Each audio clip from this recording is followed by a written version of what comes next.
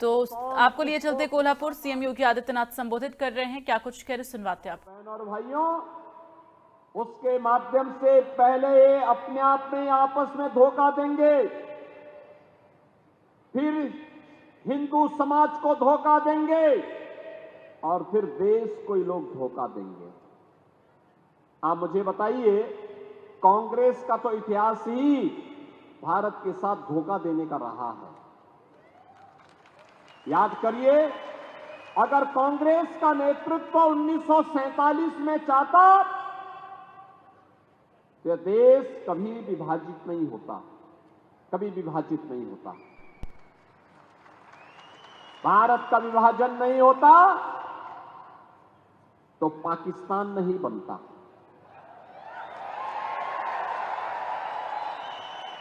पाकिस्तान नहीं बनता। जिनको यह भय था कि मुसलमान दंगे करेंगे, उनसे तो हम वैसे निपट लेते जैसे आज निपटते हैं। लेकिन कांग्रेस की बुजदिली थी, उनकी कायरता थी, सत्ता लोलुपता थी। उन्होंने देश के विभाजन को स्वीकार करके हजारों वर्षों से जो भारत एक भारत था, उस भारत को दो टुकड़ों में बांट दिया। बदले में मिला क्या? लाखों हिंदू काटा गया, लाखों हिंदू काटा गया। अब तो कांग्रेस के लोग उस सच्चाई को भी स्वीकार नहीं कर रहे हैं, नहीं कर रहे हैं।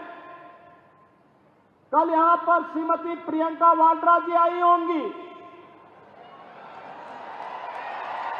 वो भी सच्चाई को नहीं बोली होंगी। उन्होंने विकास के बारे में कुछ नहीं कहा होगा, सुरक्षा के बारे में कुछ नहीं कहा होगा, आतंकवाद के बारे में नहीं कहा होगा, नक्सलवाद के बारे में नहीं कहा होगा, क्योंकि वे तो बांटने के लिए आए हैं। कांग्रेस के अध्यक्ष हैं श्री मल्लिकार्जुन खड़गे, उम्रदराज हैं, लेकिन सच बोलने की हिम्मत नहीं करते हैं। बहनों और भाइयों, उसी सच्चाई से अवगत कराने के लिए मैं आया हूं।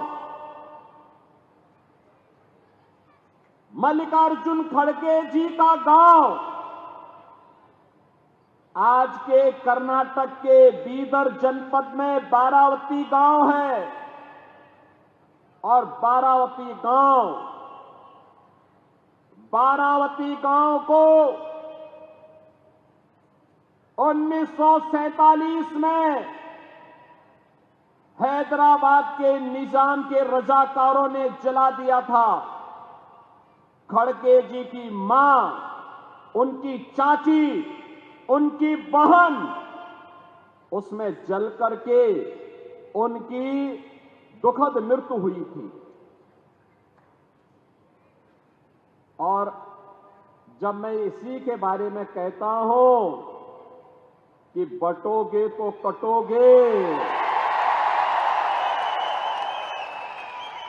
तो खड़गे जी को बुरा लगने लगता है। खड़गे जी, सच्चाई को स्वीकार करिए, जनता जनार्दन के बारे में सच बताइए कि निजाम था कौन, ये निजाम था कौन और इसके रजाकार थे कौन, जिन्होंने निर्ममता पूर्वक हिंदुओं का कत्लेआम किया था। क्यों नहीं आप उस सच्चाई को जनता के सामने रखते हैं? कांग्रेस के नेतृत्व के भय से, अरे आप तो स्वयं ही राष्ट्रीय अध्यक्ष हैं कांग्रेस के, आपको सच्चाई बोलनी चाहिए कि नहीं, निजाम के रजाकारों ने, निजाम का रजाकार कोई और नहीं था, ये निजाम के रजाकार वही कट्टरपंथी मुस्लिम हैं जो आज भी जगह जगह, कहीं गणपति महोत्सव पर, कहीं रामनवमी की शोभा यात्रा पर और कहीं पर हमारी आस्था और सम्मान के प्रतीक विशालगढ़ जैसे किलों पर कब्जा करके भारत को अपमानित करने का कार्य कर रहे हैं। और इसीलिए मैं आपसे कहने के लिए आया हूं कि बहनों और भाइयों, ये कांग्रेस के अंदर अंग्रेजों का ही जीन्स आया है और इसीलिए कह रहे हैं, बांटने की राजनीति कर रहे हैं। ये महाअघाड़ी गठबंधन बांटने की राजनीति कर रहा है। ये जाति के नाम पे बांटेगा, क्षेत्र के नाम पे बांटेगा, भाषा के नाम पे बांटेगा, आपस में लड़ाएगा, जाति जाति को लड़ाएगा और फिर आपस में लड़ करके और फिर उन्हीं रजाकारों को, जो कभी निजाम के रजाकार के रूप में सनातन के खिलाफ लड़े थे, उन्हीं रजाकारों के माध्यम से फिर से भारत की एकता और अखंडता को चुनौती देंगे। कांग्रेस तो यही कर रही थी। उसके लिए देश हित कभी महत्वपूर्ण नहीं रहा। याद करिए 2014 के पहले के भारत को। 2014 के पहले पाकिस्तान भारत के अंदर घुसता था, भारत की सीमाओं पर अतिक्रमण करने का प्रयास करता था, आतंकी वारदात को अंजाम देता था। और बहनों और भाइयों, व्यापक पैमाने पे देश के अंदर आतंकवाद को भड़काने का काम करता था। हम लोग उस समय सांसद थे, हम लोग मंचों पर इस बात को उठाते थे, संसद में मुद्दे को उठाते थे, तो कांग्रेस की यूपीए सरकार कहती थी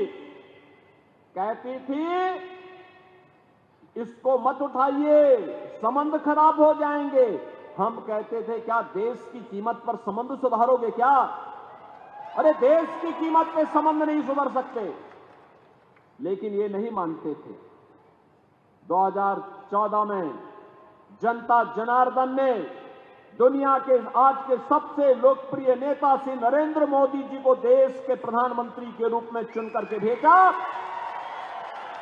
आज आप देखते होंगे, आज तो पाकिस्तान या भारत का कोई दुश्मन भारत की सीमा का अतिक्रमण नहीं कर सकता। आज अगर करता है तो उसे मालूम है ये नया भारत है, छेड़ेंगे तो छोड़ेंगे नहीं। ये नया भारत है, छेड़ता नहीं है, कोई छेड़ता है तो छोड़ता भी नहीं है। और इसीलिए मैं आपसे कहने के लिए आया हूं, आज भारत की वर्तमान यात्रा को आप देख रहे होंगे। नया भारत पहले 10वीं अर्थव्यवस्था था, आज दुनिया की 5वीं बड़ी अर्थव्यवस्था बन गया।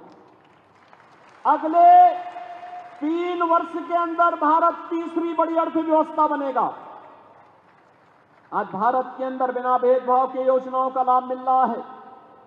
योजनाओं का लाभ कैसे दिया जाना है, महाराष्ट्र के अंदर पूछो। यहां पे एकनाथ शिंदे जी, देवेंद्र फडणवीस जी, अजीत पवार जी के नेतृत्व में चलने वाली महायुति गठबंधन की सरकार ने लाडली बहना के माध्यम से यहां की 2.5 करोड़ बहनों के खातों में हर महीने धनराशि देकर के साबित किया कि बिना भेदभाव के योजना का लाभ दिया जा सकता है। बहनों और भाइयों, ये भारतीय जनता पार्टी नेतृत्व की महायुति गठबंधन की सरकार महाराष्ट्र के अंदर जिस मजबूती के साथ कार्य कर रही है, उसी को मजबूती प्रदान करने के लिए हम लोग आए हैं। बिना भेदभाव के हर गरीब को आवास की सुविधा का लाभ मिल रहा है। बिना भेदभाव के हर घर में आयुष्मान की सुविधा का लाभ मिल रहा है। शासन की सुविधाओं का लाभ गरीबों को बिना भेदभाव के मिल रहा है। इंफ्रास्ट्रक्चर भी नया नया है, हाईवे के रूप में, रेलवे के रूप में, मेट्रो के रूप में, एयरपोर्ट्स के रूप में, AIIMS, IIT, IIM, one district one medical college, हर घर नल की योजना, ये सब भी क्रियान्वित हो रही हैं। और युवाओं के लिए भी तो योजनाएं हैं। मिशन रोजगार के नाम पर युवाओं के लिए नौकरी, महिलाओं के लिए स्वावलंबन के लखपति दीदी का अभियान। याद करिए 2014 के पहले इस महाराष्ट्र में सबसे अधिक अन्नदाता किसानों ने आत्महत्या की थी। आज किसान को किसान सम्मान निधि का लाभ मिल रहा है। और महायुति गठबंधन सरकार ने कहा जितना केंद्र सरकार दे रही है उतना ही महायुति गठबंधन की सरकार भी देगी। बहनों और भाइयों, ये सुविधा यहां के लोगों को न मिलने पाए, इसके लिए कांग्रेस और उसके सहयोगी दलों के द्वारा न्यायालय में अपील की गई। वे नहीं चाहते कि युवाओं को नौकरी मिले, महिलाओं को लाडली बहना योजना का लाभ मिले। वे नहीं चाहते कि महाराष्ट्र के अन्नदाता किसान खुशहाल हों। और इसीलिए मैं आज आपसे कहने के लिए आया हूं कि बहनों और भाइयों, हम बटे थे तो हमें अपमान झेलना पड़ा था, देश का दुर्भाग्यपूर्ण विभाजन हुआ था। हम बटे थे, अयोध्या में राम मंदिर का अपमान झेलना पड़ा था, काशी में काशी विश्वनाथ का अपमान झेलना पड़ा था, मथुरा में भगवान श्री कृष्ण के जन्मभूमि का अपमान झेलना पड़ा था। और जब डबल इंजन की सरकार एक साथ काम करनी प्रारंभ की तो 500 वर्षों की समस्या का समाधान अयोध्या में हुआ है।